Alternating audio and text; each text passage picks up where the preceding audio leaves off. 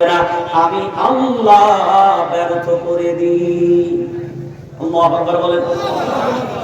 পাশের রাজ্য বিহার, বিহার চেনেননি? বিহার চেনেননি?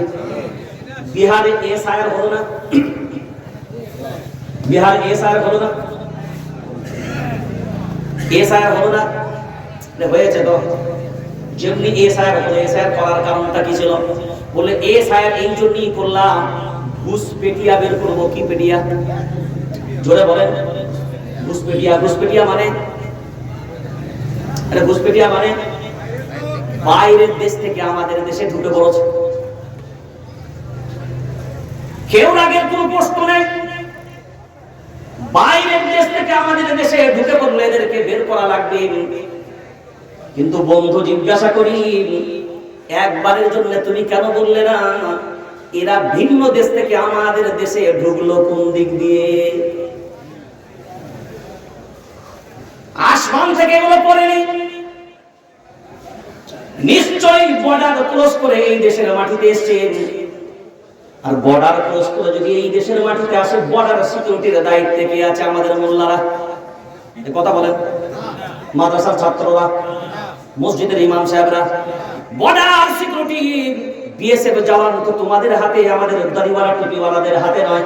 এখন যদি বর্ডার ক্রস করে ঘুষপেটিয়ারা ঢুকলো, তো প্রথম যদি বিচার করতে হয় যাদের কারণে ঢুকেছে এদের বিচার আগে হোক, তারপরে ঘুষপেটিয়াদের হবে। কথা বলেন না কেন? এই কথা কি সঠিক না ব্যাঠিক? এইটা তো আপনার মনে হয় যদি বলে দিই ভারতবর্ষের মাটিতে বুঝে আর বাস করতে পারবো না, মনে রেখে দিবেন একটা জিনিস, যে জিনিস আল্লাহ সিদ্ধান্ত নিয়ে নেবে ওই জিনিস আল্লাহ যদি মুকাররার করে নেয়, দুনিয়ার কোন শক্তির হিম্মত নাই আল্লাহ সিদ্ধান্তকে পরিবর্তন করতে পারে।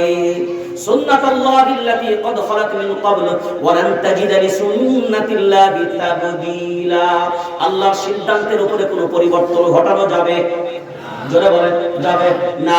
ভারতবর্ষের মুসলমানদের জন্য যদি এই রকম পরীক্ষা যদি আল্লাহর পক্ষ থেকে মুকদ্দর হয়, আমরা জানিয়ে দিলাম আল্লাহর গোলাম, আমরা দ্ব্যর্থহীন কণ্ঠে বলছি, একবার নয়, এটা যদি আল্লাহর পক্ষ থেকে হয় আমরা হাজারবার এই পরীক্ষার মোকাবেলা করতে রাজি আছি।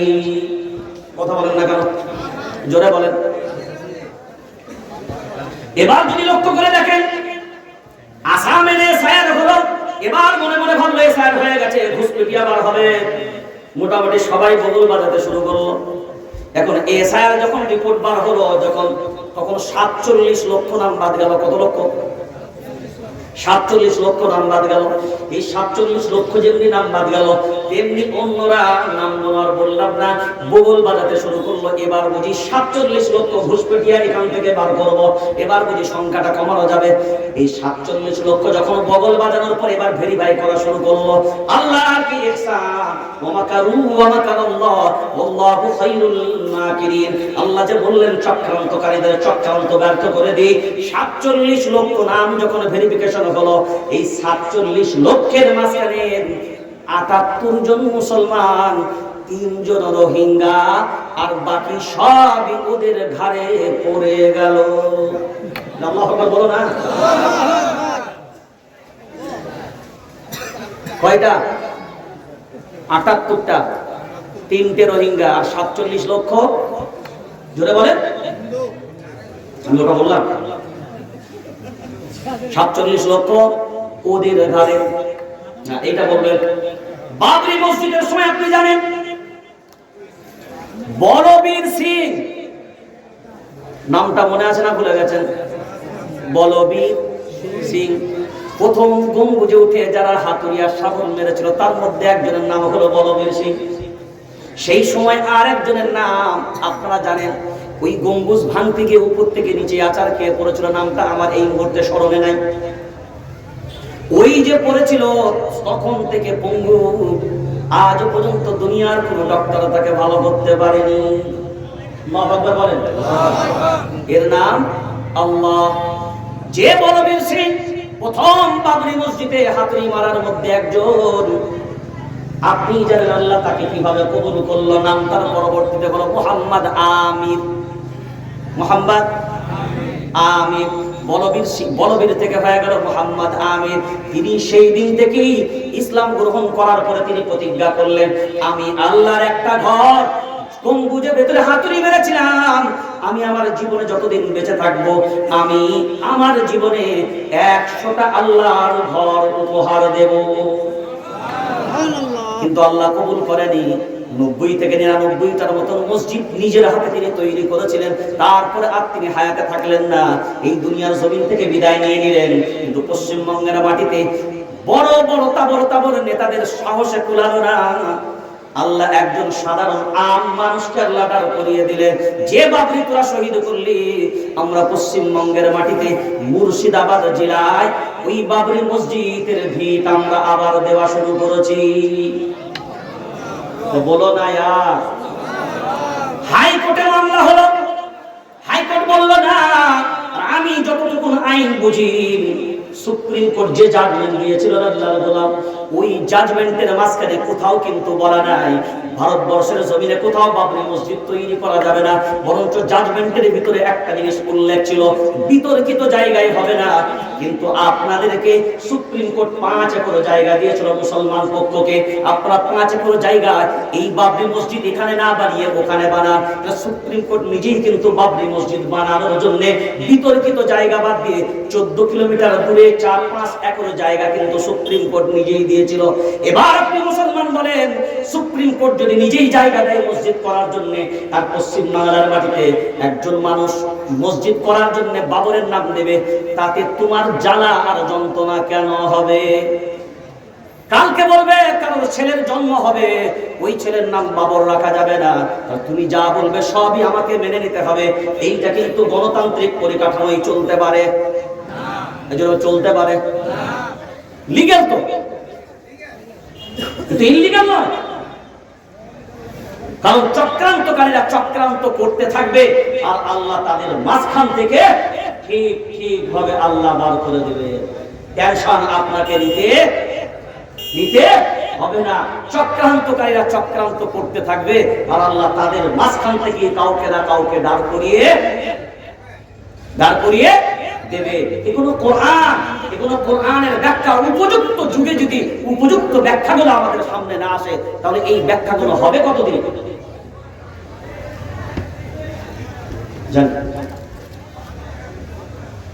কোরআনুল কারীম ওয়াকাতিলুহুম হাত্তা লা তাকুনা ফিতনা ওয়া ইয়াকুনা আদ-দীনু লিল্লাহ, এক জায়গায় কুল্লুহু ছাড়া এক জায়গায় কুল্লুহু দিয়ে দুইবার এই আয়াত এসেছে। কতদিন পর্যন্ত সংগ্রাম করবে? কোরআন বলছে, যেটাকে আপনি বললেন না 100 সত্য, এই কিতাব বলছে কতদিন সংগ্রাম করবে অন্যায়ের বিরুদ্ধে, জুলুমের বিরুদ্ধে। বলছে যতদিন পর্যন্ত ফিতনা না মুছবে আর হক প্রতিষ্ঠা না, যতদিন জুলুম চলবে, যতদিন অন্যায় চলবে। এই দেশের স্বাধীনতা তো এই জন্য নিয়ে আসা হয়নি, এই দেশে সব শ্রেণীর মানুষ ভালো থাকবে। কারণ আমরা বলি, এই কথা আমরা বলি অনেক সময়, মোরা এক বিনতে দুইটি কুসুম, হিন্দু মুসলমান, তারপরে মুসলিম তার নয়নমণি, হিন্দু তাহার প্রাণ। এটা যেমন কাজী নজরুল ইসলাম লিখেছে, আমি বলছি না, বর্তমান সময়ে এই কবিতাটাকে ভিন্ন রূপে পেশ করা দরকার। মোরা এক বিনতে দুইটি কুসুম, হিন্দু মুসলমান। মন্দিরে হবে পূজা পাঠ, তো মসজিদে হবে আজান। তোমার মন্দিরে পূজা পাঠ হবে, কোনো বাধা নেই, আমার মসজিদে আজান হবে, তোমার বাধা হবে কেন ভাই? তোমার ধর্ম তুমি স্বাধীনভাবে পালন করো, আমার ধর্ম আমি স্বাধীনভাবে পালন করব। তোমার কর্ম তুমি করো, আমার কর্ম আমি করব।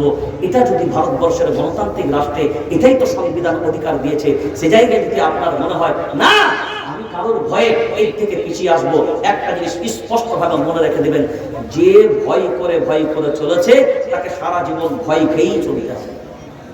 কি বললাম? সারা জীবন ভয় খেয়েই চলতে হবে। ফায়সাল্লাহ কোথায় হয়? ফায়সাল্লাহ দুনিয়ার জমিনে হয় না, ফায়সাল্লাহ তো আরশে আজিমের উপরে হয়। কোথায় হয় ফায়সাল্লাহ? আরশে আজিমের উপরে হয়। যে আয়াতটা শুধু আপনাদের সামনে করেছি, ওর অর্ধেকটা বলেছি পৃথিবীর মাটিতে সবাই সব শক্তি যদি মনে করে পাওয়ারফুল শক্তি আমাদের, আল্লাহর শক্তিকে উপেক্ষা করে কেউ যদি মনে করে রাজত্ব আমাদের, ক্ষমতা আমাদের, তাদেরকে আল্লাহ বলছে ইত্তাখাযাত বাইতা আওহানাল বুয়ুত লাবাইতুল আনকাবুত। সারা পৃথিবীতে সবথেকে মজবুত বাড়ির নাম কি?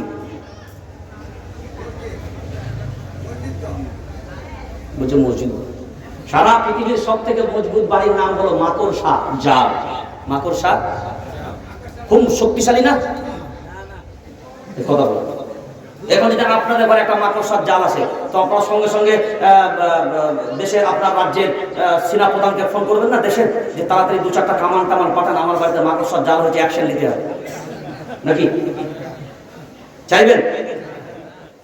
ও কামান লাগবে না, তাহলে আপনার মনে হবে AK-47 2-4টা BSF CRPF জওয়ানকে নিয়ে আসে, AK-47 দিয়ে আক্রমণ করতে হবে, কারণ এই বাড়িটা ভাঙতে গেলে এই নরমালে হবে না, আর নাহলে বুলডোজার টুলডোজার নিয়ে আসতে হবে, নাকি? তবে কি সকালবেলায় উঠে মনে করছেন লোহার পাইপ দিয়ে আপড় দিয়ে ভাঙবেন? কি লাগে ভাঙতে?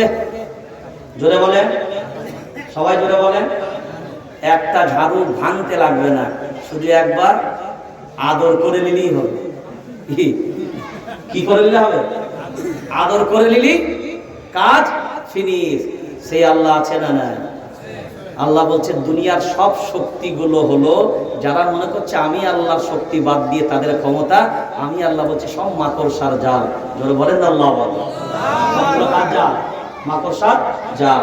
আর এইগুলোকে সাইজ করার জন্য একটা ঝাড়ু শুধু আদর করলি কাজ ফিনিশ।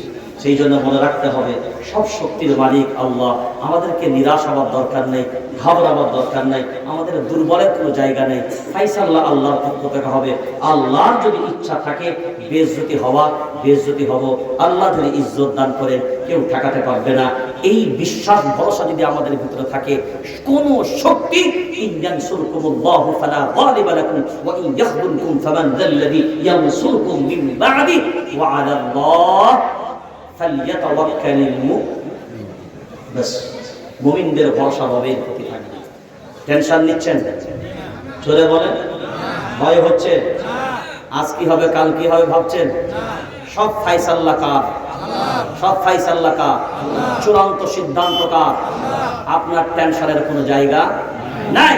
মুমিন যারা হবে তাদের টেনশন নাই। চক্রান্তকারীরা চক্রান্ত করবে, আর ব্যর্থকারী ব্যর্থ করবে। আল্লাহ আমাদেরকে কবুল করুন, বলি আল্লাহুম্মা আমিন।